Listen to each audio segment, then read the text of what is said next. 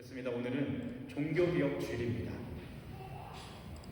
종교개혁은 1517년 10월 31일 마틴 루터가 비텐베르크 성당에 95개조 반박문을 붙이면서 시작되었다라고 우리가 함께 받아들이고 기념하고 있습니다. 그래서 우리는 종교개혁 주일 때마다 마틴 루터라고 하는 종교개혁가에 대한 이야기를 함께 많이 나눕니다. 저는 오늘 특별히 이 루터뿐만 아니라 종교개혁을 위해서 하나님께서 사용하셨던 여러 인물들에 대해서 여러분과 함께 나누면서 오늘 말씀을 이어가고자 합니다.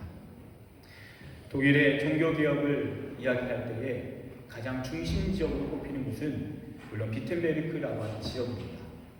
그리고 동시에 종교개혁을 위해서 꼭 가보아야 할 지역 중에 한 곳은 보름스라고 하는 곳입니다. 왜냐하면 이 보름스에서 루터가 종교 재판을 받았고, 그리고 종교 재판에서 끝까지 자신에게 주어진 개혁을 포기하지 않고 감당하기로 결심했기 때문에 이 보름스라고 하는 지역은 굉장히 의미 있고 중요합니다. 이 보름스에 가면요, 루터 공원이라고 하는 곳이 있습니다. 사진을 한번 띄워주시면 좋겠습니다. 사진을 통해서 여러분과 이야기를 하겠는데요. 첫 번째 사진은요, 루터 공원 안에 있는 종교개혁 기념비입니다. 이런 느낌으로 이렇게 종교개혁 기념비가 세워져 있고요. 다음 사진을 한번 보여주십시오. 네, 다음 사진에는요, 가운데 우뚝 서 있는 인물이 보이시죠? 바로 저 인물이 마틴 루터라고 하는 우리가 종교개혁에 대해서 이야기할 때 가장 중요한 인물이라고 여겨지는 사람입니다. 근데 오늘 저는 여러분과 함께 이야기할 때에 조금 더 비중을 두고 싶은 사람들은요, 루터가 가운데 우뚝 서 있고 그 주변에 앉아 있는 사람들입니다. 4명의 사람이 동서남북에 앉아 있죠. 다음 사진 한번 보여주십시오. 한 사람 한 사람 좀 소개시켜 드리도록 하겠습니다. 이 4명의 사람들은 누구인가? 바로 종교개혁을 앞서 준비했던 사람들입니다. 종교개혁의 선구자들인 것이죠. 그래서 지금 보여있는 이 인물은 사보나롤라라고 하는 인물입니다. 1452년부터 1498년까지, 그러니까 루터가 종교개혁을 일으키기 한 20년 조금 더 전에 이태리 피렌체에서 동일한 종교개혁 사상을 가지고 하나님의 개혁을 부르짖었던 사람입니다. 다음은요, 이 사람은 야누스라고 하는 사람입니다. 이분은 체코 프라하를 중심으로 해서 종교개혁을 일으켰던 사람입니다. 1369년부터 1415년까지 살았던 인물이고요. 프라하에서 순교당하기까지 하나님의 말씀으로 돌아가야 한다고 외쳤던 인물이죠. 다음입니다. 다음은 존 위클리프라고 하는 사람입니다. 이 인물은 영국에서 1324년부터 1384년까지 살면서 영국의 종교개혁을 부르짖었던 사람입니다. 그러니까 루터가 등장하기 훨씬 앞서부터 그렇게 종교개혁을 준비했던 사람인 것이죠. 그리고 마지막입니다. 다음 사람은 저는 오늘 이 인물에 대해서 여러분과 조금 더 자세히 나누고 싶은데요. 이 인물은 피에르 발도라고 하는 사람입니다. 이곳에 프랑스에 오래 사신 분들은 들어보신 적이 있으실 수도 있습니다. 1140년부터 1218년까지 살았고, 프랑스 리옹을 중심으로 해서 종교개혁의 정신, 하나님의 말씀, 성경으로 돌아가야 한다고 외쳤던 인물이 이 피에르 발도라고 하는 사람입니다. 루터가 종교개혁을 외치기 전에 350년이나 앞서서 프랑스 리옹에서 종교개혁의 길을 열었던 사람이 바로 이 피에르 발도라고 하는 사람입니다. 여러분, 오늘날 교회 역사가들이 연구를 지속해 오면서 가장 눈여겨보면서 주목하고 있는 인물, 그래서 지금도 연구가 활발하게 일어나고 있는 인물이 이 피에르 발도라고 하는 사람입니다. 왜냐? 기독교의 역사 속에서 종교개혁이라고 하는, 그래서 하나님의 말씀 성경으로 돌아가야 한다라고 하는 그 가장 중요한 원리를 누가 먼저 부르짖었는가? 그래서 계속해서 연구하다가 선구자로 등장한 인물이 바로 피에르 발도라고 하는 인물이기 때문입니다. 여러분, 우리가 살고 있는 이 프랑스는요, 참 보통 나라가 아닙니다. 오랜 역사 동안 그 어떤 나라보다도 하나님을 뜨겁게 사랑하고 하나님을 신실하게 섬겼던 그런 믿음의 사람들을 배출한 그런 나라입니다. 오늘 보여드린 피에르 발도라는 인물이 그렇고요. 우리가 잘 알고 있는 제네바를 중심으로 해서 종교개혁을 일으켰던 존 칼빈, 기욤 파렐, 그리고 테오도르 베자, 이런 인물들이 다 프랑스 사람입니다. 프랑스에서 박해가 너무나도 강력했기 때문에 어쩔 수 없이 제노바로 옮겨져서 제노바에서 종교개혁을 구체화했지만 이 인물들은 모두 프랑스 사람입니다. 저는 여러분에게 오늘 종교개혁이라고 하는 이 중요한 날, 그렇다면 이 종교개혁을 준비했던 인물이 누군지를 함께 나누면서 이 다양한 소개해드린 사람들의 공통점을 말씀드리고 싶습니다. 하나님께서 이 종교개혁을 위해 이 땅의 새로운 부흥을 위해서 하나님께서 위대하게 사용하셨던 인물, 그 인물들의 공통점, 그것은 이들은 깊은 목마름을 가진 사람들이었다라는 것입니다.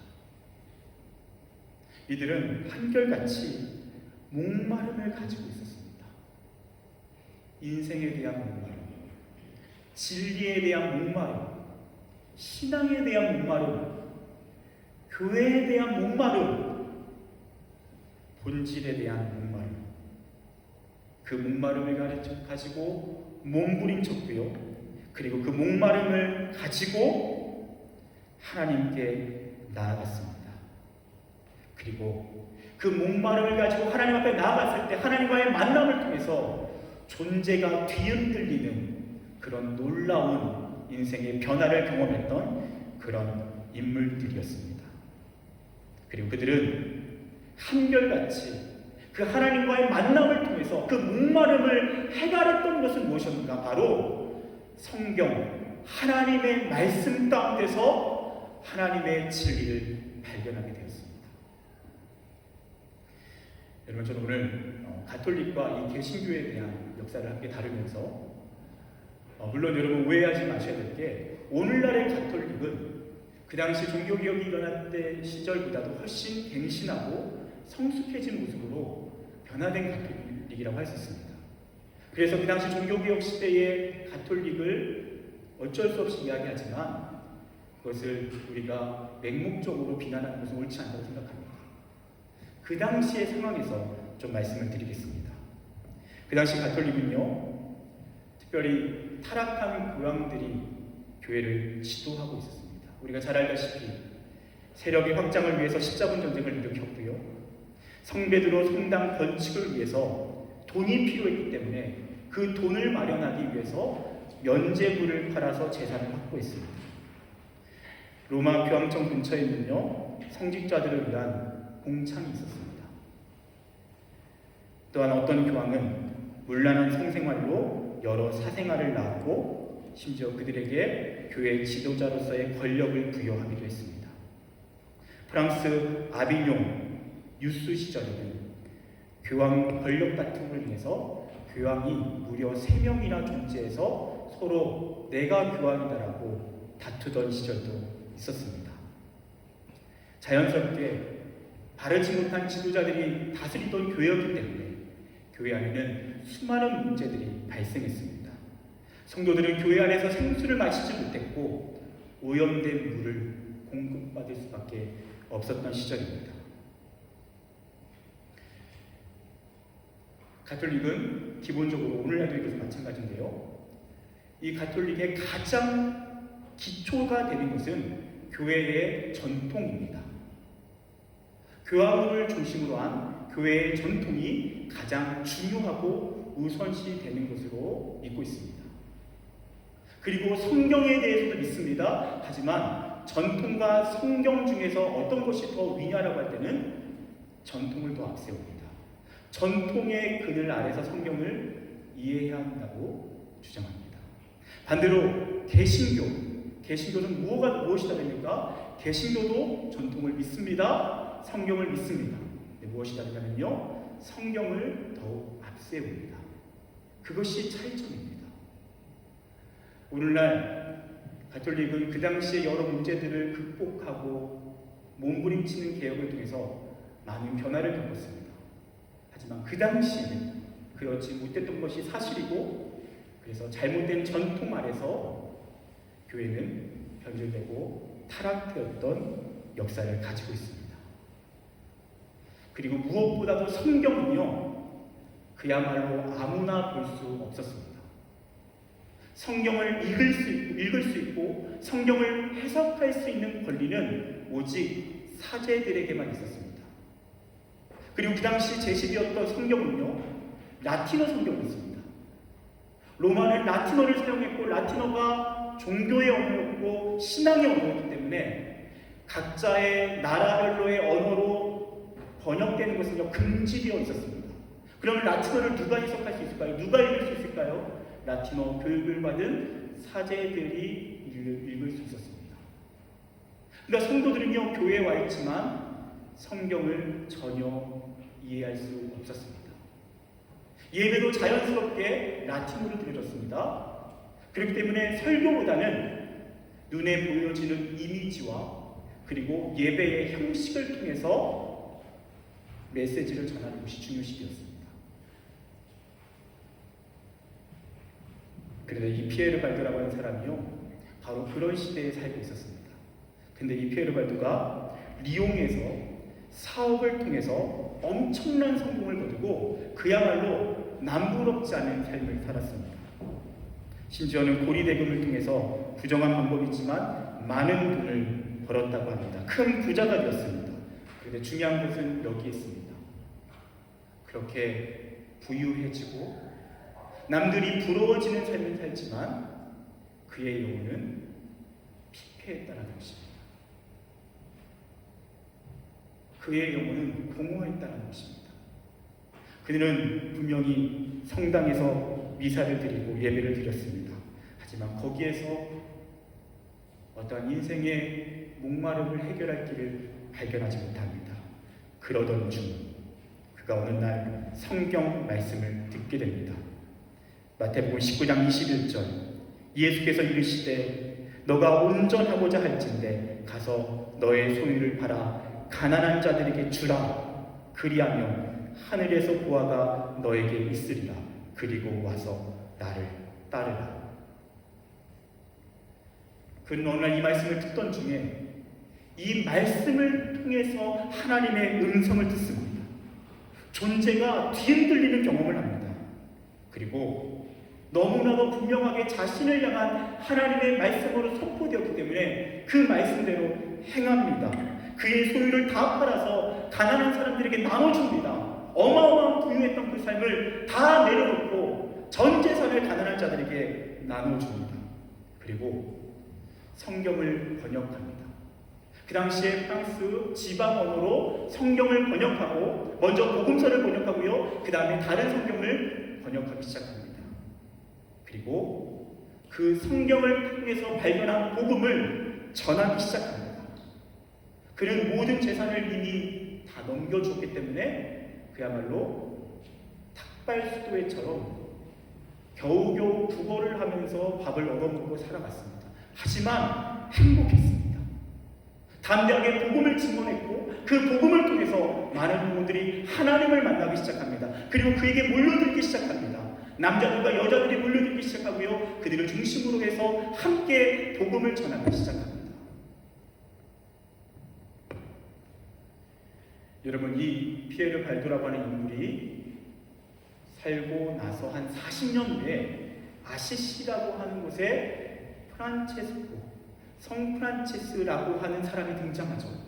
근데 그 사람이 보였던 그 탁발 수도사의 모습은 이 피에르 발도의 영향으로 이어졌다라고 할 만큼 이 피에르 발도는 철저히 가난하고 겸손하고 나눠주는, 그리고 복음을 증거하는 그런 삶을 살아갔던 것입니다. 왜일까요? 그는 하나님의 말씀 속에서 인생의 목마름을 해결했기 때문입니다. 그는 분명히 모든 것을 얻었습니다. 돈을 얻었고요, 명예를 얻었고요, 남들 얻지 않은 모든 것을 누렸던 사람입니다. 하지만 중요한 것은 거기에 만족이 없었습니다. 그가 경험했던 만족은 살아계신 하나님을 만나고 그 하나님의 말씀 안에서 생수를 공급받았을 때, 그때 진정한 인생의 해갈을 경험했다는 것입니다. 여러분, 최근 우리는 한국에서 들려오는 뉴스로 인해서 조금은 소란스러운 그런 이야기를 듣습니다. 특별히 연예인들 중에서 탑 배우, 탑 가수들이 마약 투약 혐의로 인해서 여러 지금 진술이 이어지고 있고 또 앞으로 재판을 받게 되는 그런 상황들을 앞두고 있습니다. 여러분, 이런 소식을 듣게 되면요, 많은 사람들이 댓글로 그런 댓글을 남기더라고요. 도대체 뭐가 아쉬워서? 아니, 그렇게 성공했고 그렇게 단란한 가정이 있고 모든 것을 가졌는데 왜 이렇게 어리석은 행동을 했을까? 그런 내용들의 댓글들이 한없이 쏟아지는 것을 보았습니다. 그리고 한 탑 가수에 대해서도 참 안타까워하면서 전 세계에 어마어마하게 많은 팬을 거느리고 있는 그 가수가 그런 혐의를 받고 있는 과정에서 많은 사람들이 안타까워합니다. 아니, 그 많은 명예와 돈과 인기와 사랑을 받고 있는 이 가수가 도대체 뭐가 아쉬워서 그런 마약에 손을 댈 수밖에 없었나? 제가 방금 언급해드린 그 탑 가수가 과거에 한 인터뷰했던 내용이 최근에 떠올랐습니다. 그 인터뷰 내용은 자신의 공허함에 대한 이야기였습니다. 이런 이야기를 합니다. 저는 방금 전까지 5만 명, 3만 명과 함께 무대에서 조명을 받으면서 멋있는 옷을 입고 있었어요. 근데 내가 쇼가 딱 끝나고 나면 외국에서는 집에 돌아와서 컵라면을 끓여 먹고 호텔에 돌아와서는 영화 한 편을 보다가 그냥 잠에 들곤 하죠. 무대와 일상 속에서의 갭이 일반 사람보다 좀 더 크다고 생각이 돼요. 그래서 거기서 오는 공허함이라고 했지, 허전함이라고 했지, 그런 것이 몇 배로 느껴질 때가 있어요.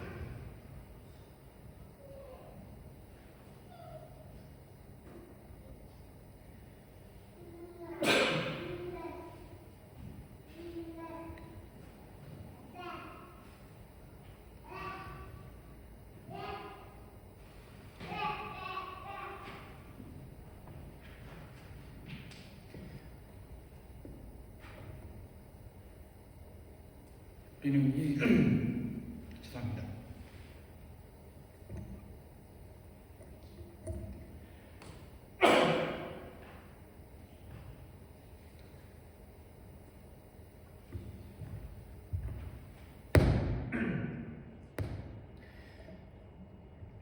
우리는 이 가수의 이야기를 들으면서 5만 명, 3만 명의 열광을 받으면서 콘서트를 해도 채워지지 않는 인간의 목마름에 대해서 생각해 보게 됩니다. 중요한 것은 채워지지 않는다는 것입니다. 전 세계적인 팬클럽을 이끌고 어마어마한 사랑과 관심을 받지만 그 공허함이 채워지지 않습니다. 오히려 더 공허할 뿐입니다. 그리고 심지어는 더 극단적인 쾌락을 향해 가는 상황들을 계속 소식을 통해 접게 됩니다. 사실 우리 모두는 동일한 목마름을 가지고 있습니다. 어떤 목마름입니까? 사랑받고 싶은 목마름, 안정되고 싶은 목마름, 평화를 얻고 싶은 목마름, 뭔가 인생의 만족을 얻고 싶은 목마름을 경험하고 싶어서 우리는 노력합니다. 여러분, 어쩌면 우리가 지금 목표를 가지고 있는 그 모든 것들이 그 목마름을 채우기 위한 개인적인 노력들이라고 생각됩니다. 좋은 직장에 가고 싶고, 세상에 성공을 하고 싶고, 안정적인 진로를 확보하고 싶고, 좋은 배우자와 안정된 가정을 꾸리고 싶은 그 모든 것이 우리의 가장 근본적인 목마름으로부터 비롯된 우리의 노력들입니다. 절대 나쁜 것이 아니고요, 지극히 자연스럽고요, 그리고 그렇게 노력해야 하는 것입니다. 네, 여러분, 한 가지 우리가 여기서 기억해 보았으면 하는 것이 있습니다. 그것은 무엇입니까? 그런 모든 목마름의 근원을 따라 올라가다 보면 우리의 그 존재의 목마름의 근원은 하나님에 대한 목마름이라는 것입니다.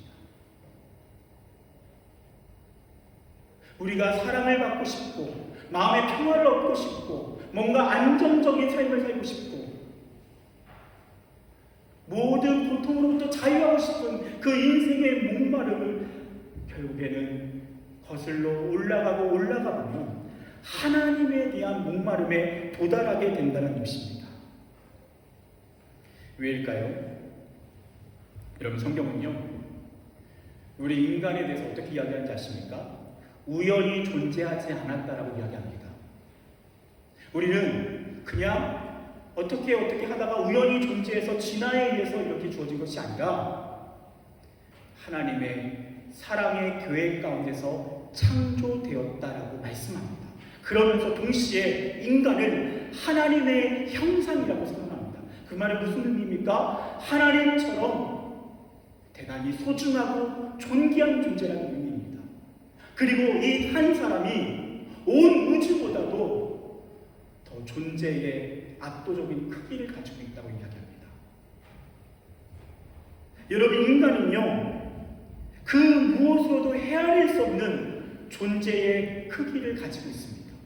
그래서요, 인간은 그 자신을 향해 다양한 것을 채웁니다. 채우는데요, 중요한 것은 채워지지만 금방 사라집니다. 왜입니까? 우리의 존재가 더 크기 때문입니다. 우리가 세상의 성공을 통해서 채우려고 하면 어느 정도 채워집니다. 하지만 시간이 지나면 사라져 있습니다. 우리는 영원한 사랑을 꿈꾸며 사랑합니다. 그것을 통해서 채워집니다. 하지만 아쉬움이 있습니다. 그것이 오히려 우리에게 상처가 되기도 합니다. 우리는 나름대로 열심히 해서 목표를 도달하고자 합니다. 목표에 도달합니다. 너무나 행복합니다. 하지만 한 달이 지나고, 두 달이 지나고, 세 달이 지나면 어느 순간 공허함이 우리 안에 자리 잡혀 있음을 확인하게 됩니다. 여러분, 그래서요, 성경에서의 인간은 그 인간 한 존재가 너무나도 존귀하고 거대한 존재이기 때문에 그 존재를 채우기 위해서는 인간보다 더 거대한 존재로만 채울 수 있다는 것입니다. 그분이 누구죠? 하나님이십니다. 사람은 하나님으로만 채워질 때에 진정한 만족감을 누립니다. 하나님을 만난 사람은 이 자리에서 동일한 고백을 하실 수 있을 것입니다. 그 인생의 공허함이 영원하신 하나님, 나를 창조하신 분, 온 우주 만물의 주권자, 그분으로 채워진 경험이 있는 사람은 여러분 함께 고백할 수 있습니다. 오직 주님만이 내 인생을 만족해 하십니다.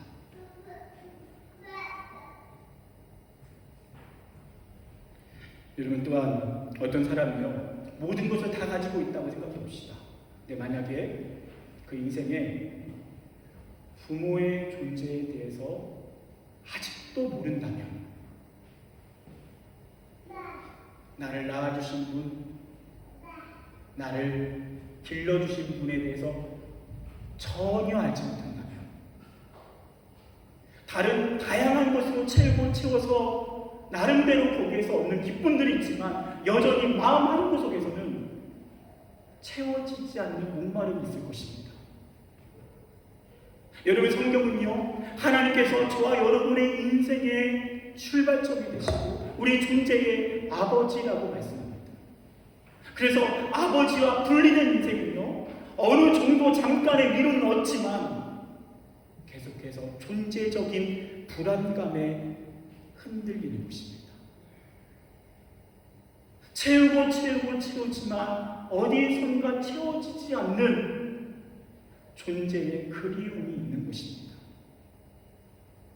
오늘날 그런 마음을 담아 쓴 글이 있습니다. 잠깐 읽어드리겠습니다. 왜 우리는 없지 아니하고 있는가? 왜 우리는 애써 생의 자리를 맴돌고 있는가? 왜 탄생은 울음소리로 시작되는가? 왜 죽어가는 것들은 죽지 아니함을 꿈꾸는가? 왜 하루는 영원에 기대려 하는가? 왜 강물은 바다를 갈망하는가? 왜 숭고함 앞에 서면 저절로 눈물이 흐르는가? 왜 타지에 던져진 이들은 고향의 봄날을 그리워하는가? 결국엔 돌고 돌아 찾는다, 부른다. 존재하는 존재의 근원, 이름 없는 그대의 이름, 아도나이, 나의 주님.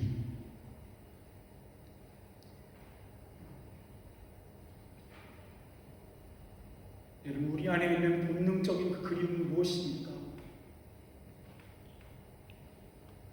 왜 우리는 계속해서 고향의 봄날을 그리워합니까? 왜 우리는 숭고함 앞에 서면 저절로 눈물이 흐릅니까?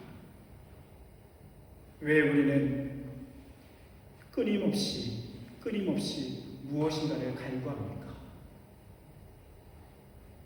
여러분, 그 목마름의 정체가 저와 여러분의 인생의 근원 되신 하나님이신 줄 믿습니다. 오늘 시편 42편은요, 그러한 깊은 목마름을 가진 한 사람의 고백입니다. 그는 어떻게 고백합니까? 하나님이여, 사슴이 신의 문을 찾기에 갈급함 같이 내 영혼이 주를 찾기에 갈급하나이다. 여러분, 이 시편 42편의 기자는요, 지금 인생의 어려움을 만났습니다. 고난을 당합니다. 사람들이 외면합니다. 사람들이 조롱합니다. 근데 그가 찾는 것은 하나님입니다. 왜입니까? 그는 알고 있기 때문입니다. 하나님이 내 인생의 구원일 뿐만 아니라 그분이 나의 존재의 근원으로서, 나의 아버지로서 그분 안에 거할 때에 나의 목마름이 채워지기 때문이다라는 것입니다. 그래서 그는 파괴된 인생의 자리에서 하나님을 향한 목마름을 가지고 나아갑니다. 그리고 놀랍게도 하나님께서는요, 그런 목마름으로 자신에게 나오는 인생들을 기뻐하십니다. 그들에게 이렇게 말씀하십니다. 마태복음 5장에 심령이 가난한 자는 복이 있나니 천국이 그들의 것이며, 애통하는 자는 복이 있나니 그들이 위로를 받을 것이며, 의에 줄이고 목마른 자는 복이 있나니 그들이 배부를 것이며. 하나님께서는요, 저와 여러분의 그 목마름을 가지고 나온다라고 하는 그 결단을 주님께서는 이렇게 기뻐하시고 그리고 채우겠다라고 말씀하십니다. 요한복음 4장 13절 14절도 이렇게 말씀하십니다. 예수께서 대답하여 이르시되 이 물을 마시는 자마다 다시 목마르려니와 내가 주는 물을 마시는 자는 영원히 목마르지 아니하리니 내가 주는 물은 그 속에서 영생하도록 솟아나는 샘물이 되리라. 할렐루야. 하나님께서 주시는 물은 영원히 목마르지 않는 생수라고 말씀하십니다.